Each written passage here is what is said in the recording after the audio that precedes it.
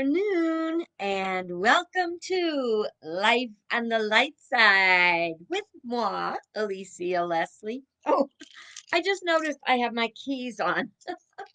They're the keys I wear when I work at the campground during camping season, and also if I need to go to the office in between. And I just had to go to the office because downstairs is my laundry, and I had to go put some wash in. So there. So no more keys. Anyway, how's your day going? Are you feeling up? Are you feeling down? Well, either way, you can if you're up, you can stay up or come up higher. If you're down, we want to snap you out of that funk you may be in and have a little bit of time thinking about things that are lighter and brighter than the darker side of life that we face so many days. And so, again, if this is your first time watching our Life on the Light side, I invite you to go to Life on the Light, Lite side on YouTube, and you can watch all our videos there. You'll also find other videos that I've made up there. So, anyway, I love your comments. I love to know when you check in with me, like Cheryl just checked in. I love to know you're here sharing with me. I can't see you unless you comment. So I don't even know you're here. So you can even say, "Hey, I'm here," and I'll know you're here. But in any event, sometimes you may be watching this at 10 o'clock tonight, or a week from now, or 10 years from now. Who knows? Because once you put it out there in cyberspace, it's there for keeps.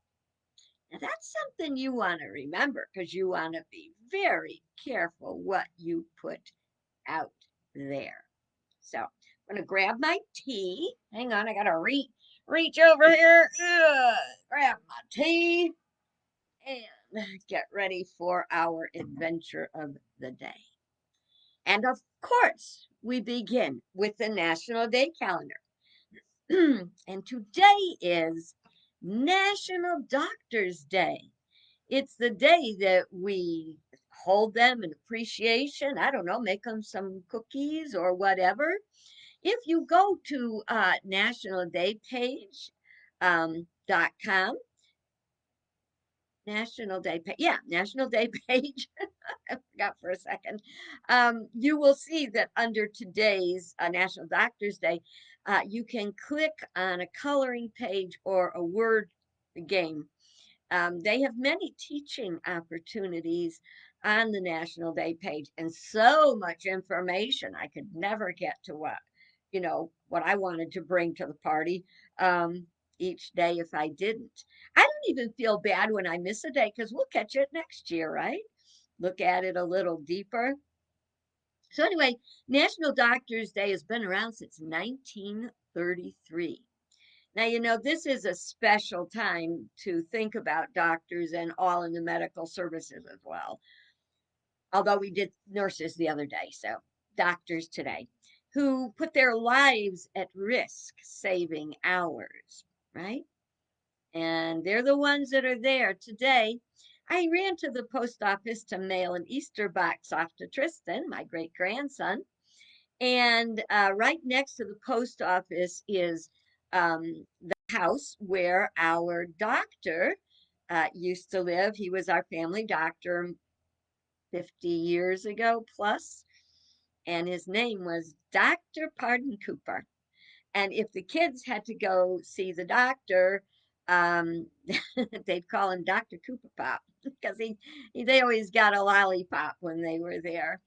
And back 50 years ago, when we had Dr. Pardon Cooper as our family doctor, they made house calls. I remember when my twins were born and they were about 3 weeks old, and they were around 5.5 pounds when they were born, so they were pretty small.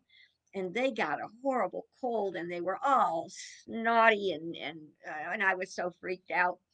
And Dr. Pardon Cooper came out, and don't we just long for those days of high touch and not just high tech?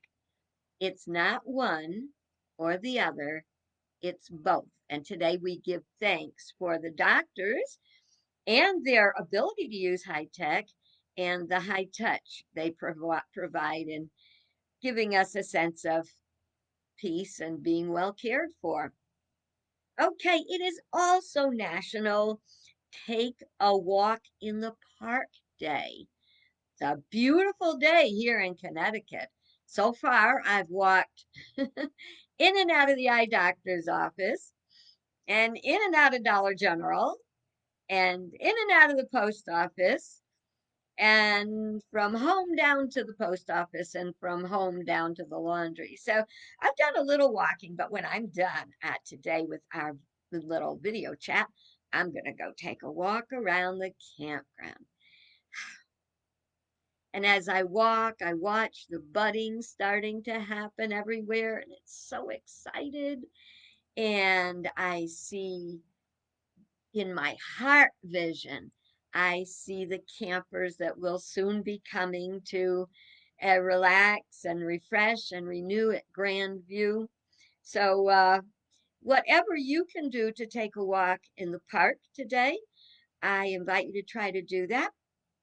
If you can't, you can actually go to hashtag National Walk in the Park Day or just Google virtual walk in the park and you can take a virtual walk in the park.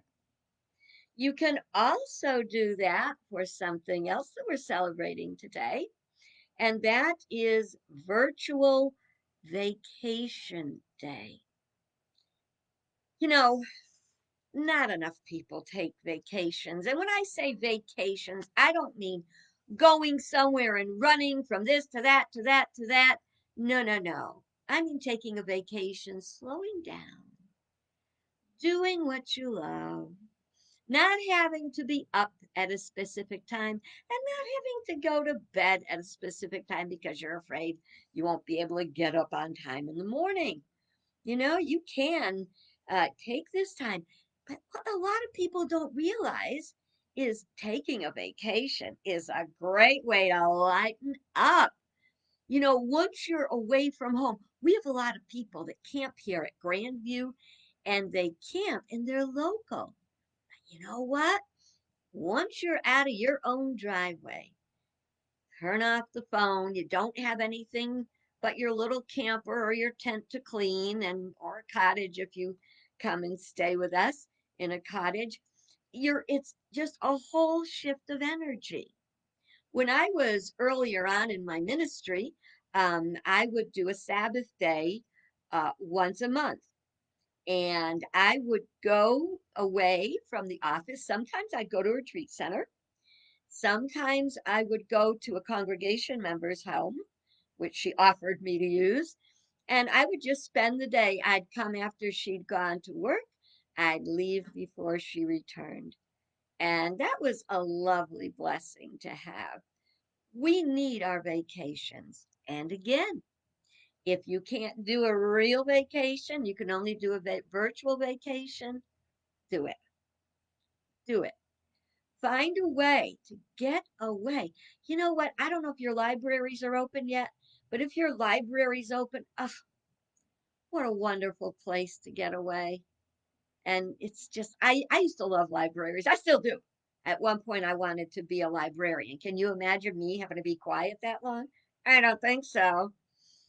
I got past that. But I did volunteer in the high school library where I went to school. Okay. One of the ways you can find good virtual vacation uh, experiences is on Terrence, Terrance, Terrence Talks Travel. So be good to your brain, be good to your heart, be good to your body, your nervous system, and take a virtual vacation. You can't do it today? Do the Sabbath thing. Start at sunset, do it until sunset tomorrow. What if you had to take the day off? I had a friend who would, she had, paid sick time and like that. She had, what do they call them? Personal days off. And she would call into work and she'd say, I can't come into work today. I have eye trouble.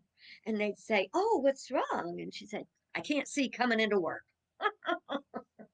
Maybe you want to have a little eye trouble tomorrow. I can't see coming into work. Be good to yourself with a virtual vacation. Okay. It is pencil day. Da-da-da-da-da-da. Pencil day. Honor your pencils. What's the best part of a pencil? Probably the eraser. Yeah, because you can erase mistakes.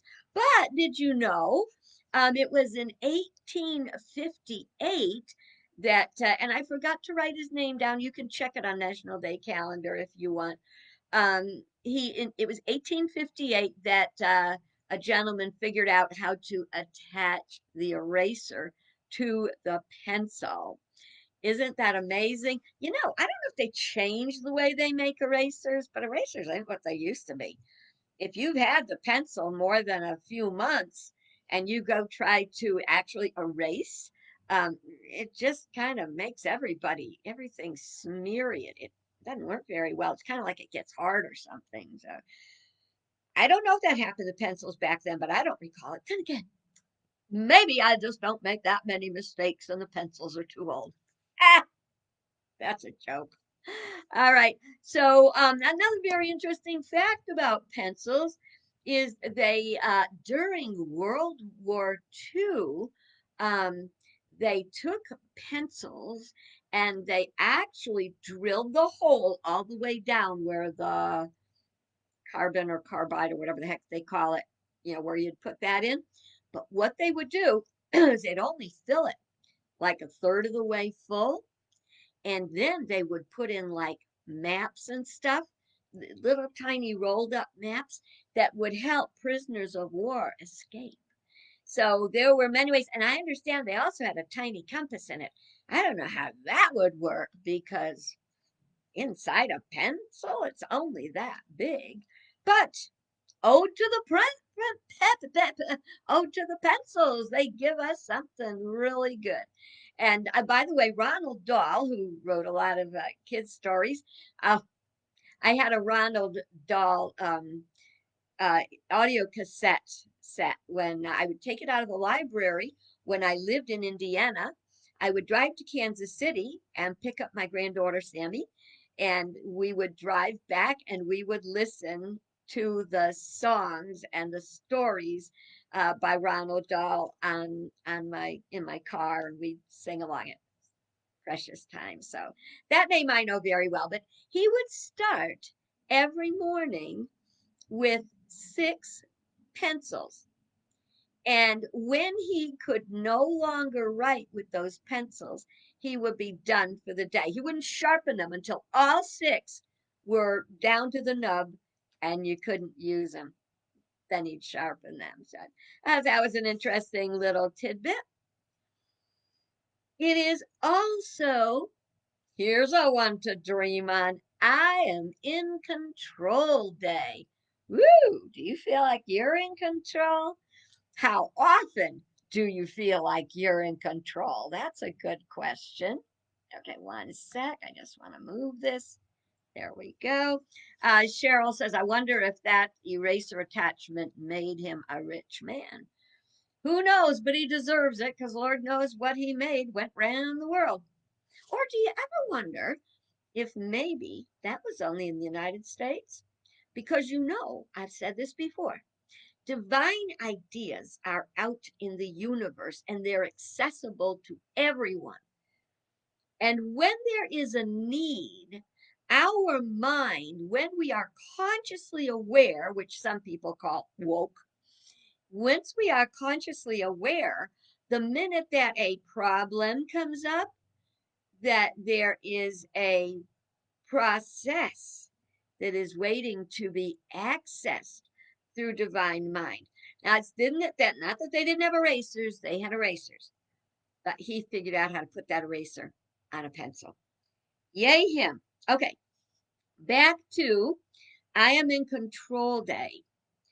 The first what refers back to first of all is when it was said by Alexander Haig.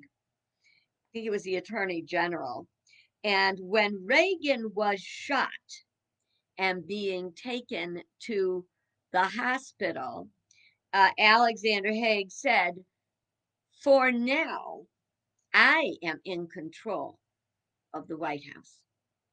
Now, of course, they had to wait for um, the replacement to be put in. So, in that, you ever wonder what happens in the gap? There is someone to step in the gap if anything ever happens to the president. So, and they didn't like him for that comment. He took a lot of flack for that. He said, "Look, I'm not telling you I'm in control. I'm just saying for right now, we're not loose. We're not uncovered, you know?" And they say, "How do you handle I am in control day?" Good answer. They said, "Have a daily planner so you get control of your day." It said, "Declutter." How's that for timely with what we've been doing? Make lists and learn organizing skills and ask for help. So, with that, I know you've seen this before, but you never know. Somebody could be watching that hasn't seen it before. This is my daily goals list. And you can see today, I had to go to the eye doctor, send a package to Tristan, get the campground newsletter done, chapters to record have to be read, and laundry has to be done. And the laundry is in and washing, but I have to get it all the way done. And at the bottom, do you see it says, "Is what I am doing now helping to accomplish my goals?" Well, being here with me, that's definitely accomplishing a goal of practicing staying on the light side and remembering that we're here and you can go to YouTube and watch them anytime you want. If you feel down, we can perk you back up. Now, I left these with just check marks because I wanted to point out how what I had done, but I want to show you something else because it's a write on wipe off that I can actually wipe off the things I've done. So, oh, that's all I have to do today. Now, it is best if you do this at night. So when you get up in the morning, you can hit the ground running and therefore be in control of your day. How do you like that? It's really not that hard. So it's just a matter of getting started. So one more thing on the National Day calendar, and this is important, and I brought it up for a reason. It is Turkey Neck Soup Day. Well, you're not going to find me having any turkey neck soup as a vegetarian, but there is a great lesson in that. We waste way too much food. And uh, with all of the waste that we do, it's not necessary. My former mother-in-law, I guess I could still call her my ex-mother-in-law or my mother-in-law because you only divorce the son, you don't divorce the mother. So she's my mother-in-law. We had a very good relationship. And she lived on a farm. She had 8 brothers, 4 older and 4 younger, and her mother passed away at a very early age. Uh, and she passed away in childbirth or from childbirth. So that meant that Adeline, being my mother-in-law, she was left to be in charge of the uh, 8 brothers, older and younger. She was the one that was in charge of running the household.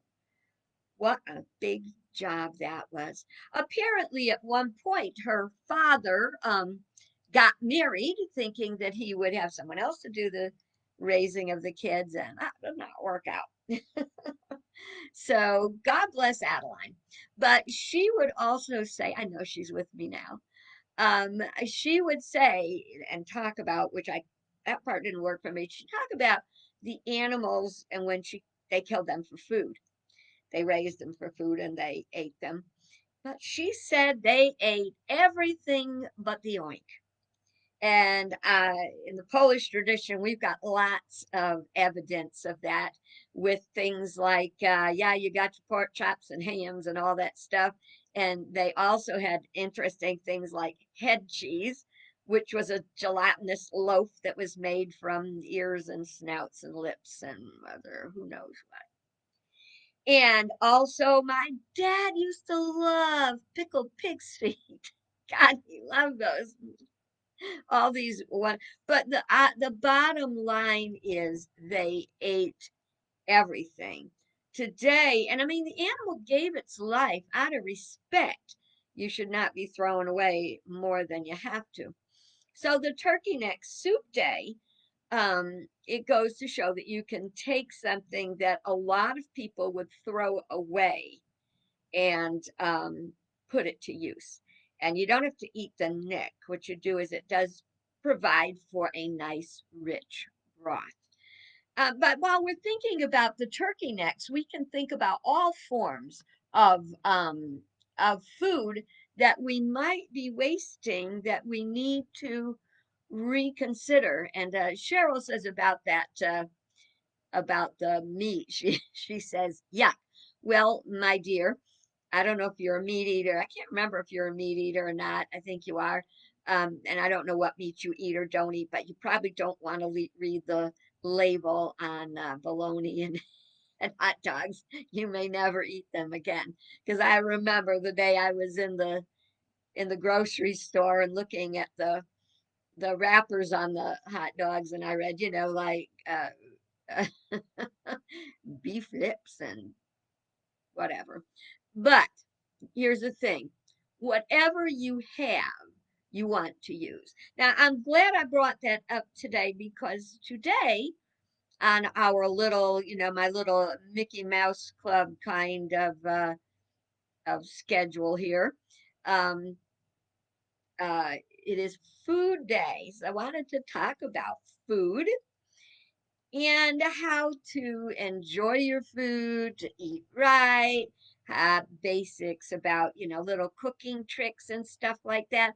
So I figure that when we get together, if I can share a couple of cooking tips, and that first one was about using everything. Now, the meat producers very often take those unusable parts that they used to use and they make animal feed and stuff out of it.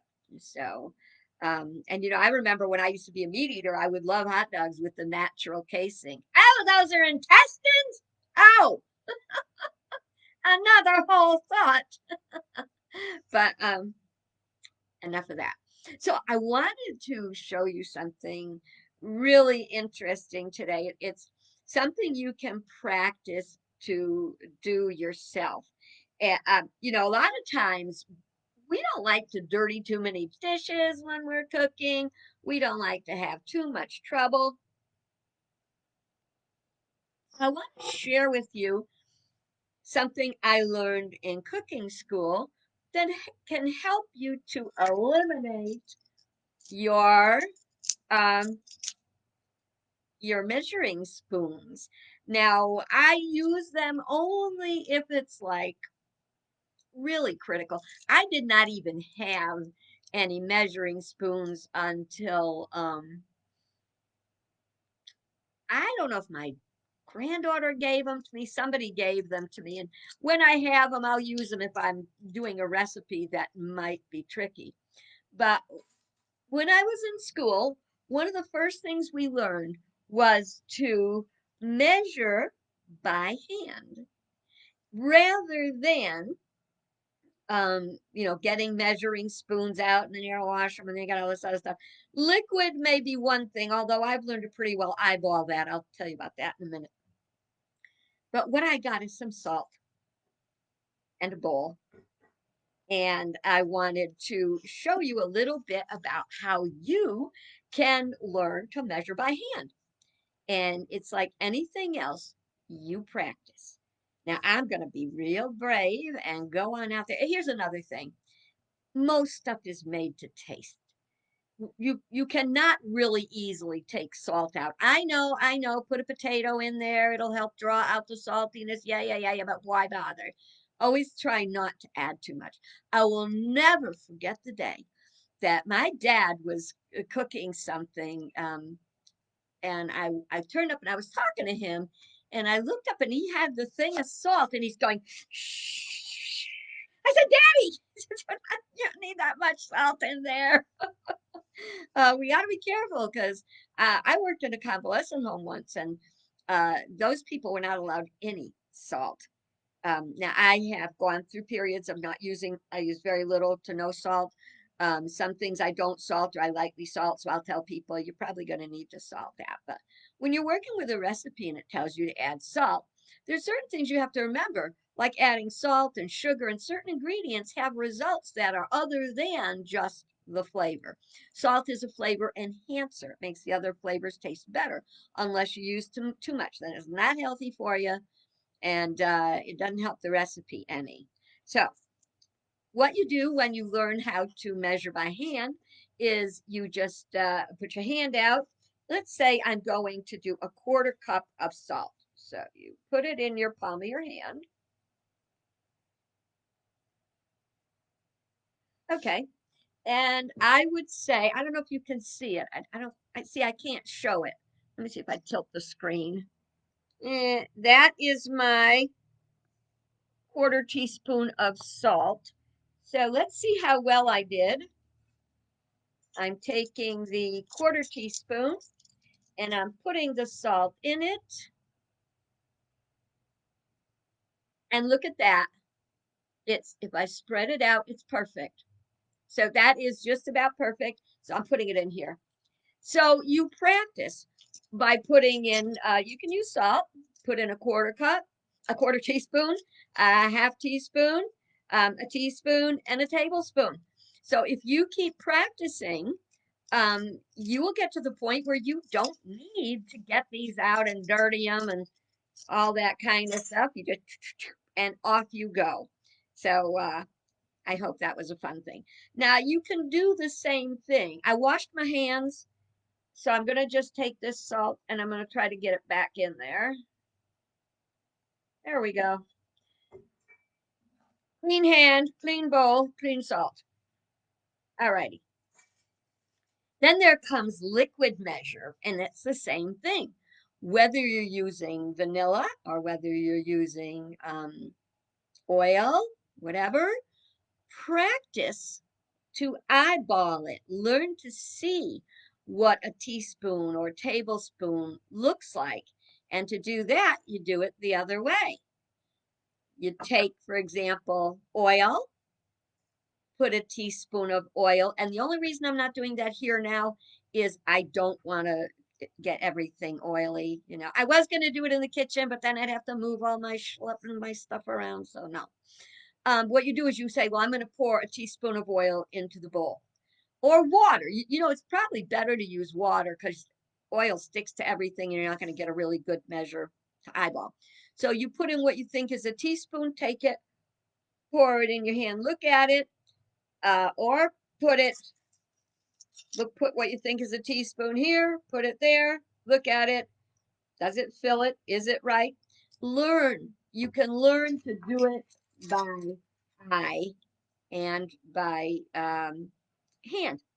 And those are two great ways to have less fuss and muss and bother around when you are trying to cook. I also, most of you know, I was a bartender before, and this is about recipes. You learn very basic recipes, and once you've learned uh, very basic recipes, um, then you can tweak them to do all kinds of things that you want to do with them. Now, when I was a bartender, you know, like if you make a standard cocktail, it's got a formula. You want the secret formula for cocktails? Yeah. It is generally, let's talk shots, be ounces. A shot's an ounce. So typically, you would have your primary liquor be an ounce, which is a shot glass. you would have your secondary liquor be a half an ounce. And if you have another one, another half ounce. And then your juice or whatever else your flavor would be another ounce or two, depending on the type of cocktail you were having. That's the basic formula. So, like, you can make about anything using that. If you are making margaritas, you need to have an ounce of tequila, a half an ounce of triple sec, and a half an ounce of like Rose's lime, and then an ounce of lime juice. Lime juice, the real thing. Woo! It's got a pucker to it. If it's too much, you can add a little sweet and sour. That's the way they make them in Mexico. Drink responsibly, they're very powerful. But people used to wonder, I did a, I used to just pour. Well, how did I know that was a half ounce? And the fun thing is, people would challenge me on that, and I and show them how we'd put it in that, put it in the measure. There we go. That's what it is. Fun with cooking, yeah, measuring, whatever. I hope you got something out of that little bit of cooking or whatever you want to call it lesson today. One thing, what did Cheryl say? Oh no, Anna said this. Every time I asked my mom for a recipe, she didn't know. She would measure every ingredient by eye. Yeah, measure everything by eye. That's the way to do it.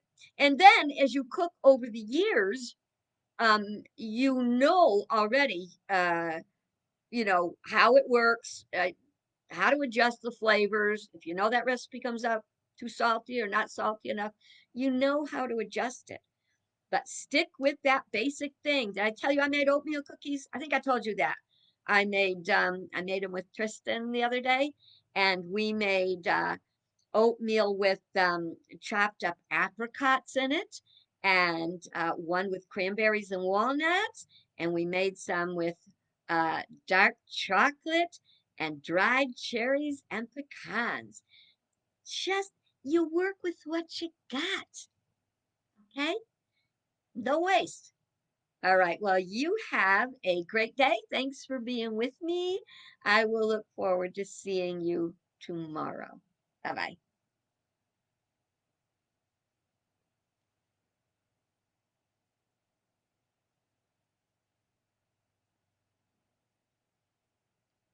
Where are you, cursor?